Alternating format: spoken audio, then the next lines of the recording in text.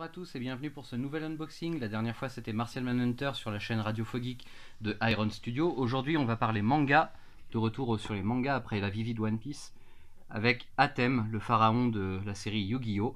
En version animée, adaptée de l'animé bien sûr. La boîte est une boîte vitrine classique avec l'emblème du puzzle millénaire qui se découpe sur l'arrière et sur le côté. Et à l'intérieur on a la notice et pas mal de hiéroglyphes sur les côtés, sur le fond, qui sont brillants avec un effet paillettes doré. C'est très très joli. C'est gadget, mais on aime toujours.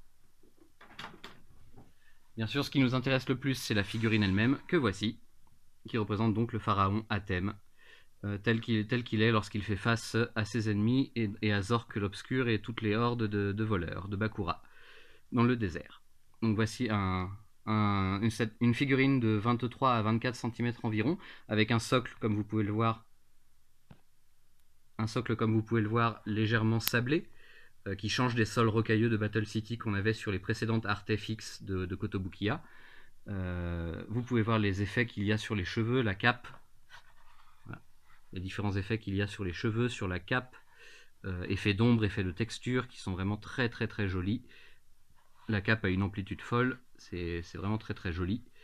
Le puzzle millénaire peut bouger, il n'est pas fixe, voilà, il peut bouger, mais il ne peut pas se décoller du personnage. On va voir ça tout de suite. Hop. Si je retire la tête d'Atem, j'enlève la cape. Cape qui doit s'enlever avec la main. La main reste fixée sur la cape. D'ailleurs, la boîte nous fournit une deuxième main en forme de... Attendez, je vous montre.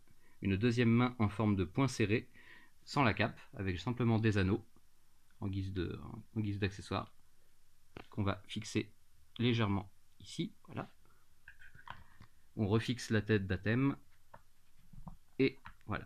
Et voilà, là, il n'y paraît plus, il n'a plus sa cape, et il paraît quand même très royal.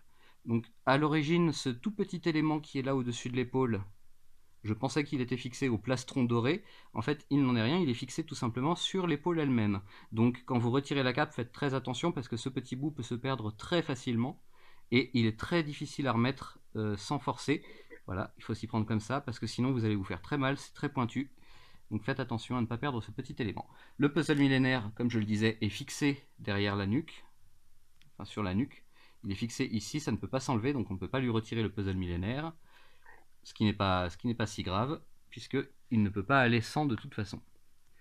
Donc voilà, et il est fixé au socle par de la colle, de la résine j'imagine, de la colle spéciale, donc on ne peut pas enlever le socle du personnage. Voilà, il n'y a pas de vis comme pour les Bishoujo, notamment de Kotobukiya.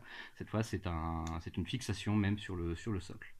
Donc voilà, c'est Atem, le pharaon Atem de la série Yu-Gi-Oh!, un de mes mangas préférés en animé comme en manga papier, qui va avec sa très grande cape, son puzzle millénaire, sa coiffure déjantée, et bien sûr tous les ornements d'un pharaon égyptien, les bracelets comme vous pouvez le voir, la petite couronne, tout est très très très joli. Voilà, on vous laisse sur ce et on vous souhaite à la prochaine.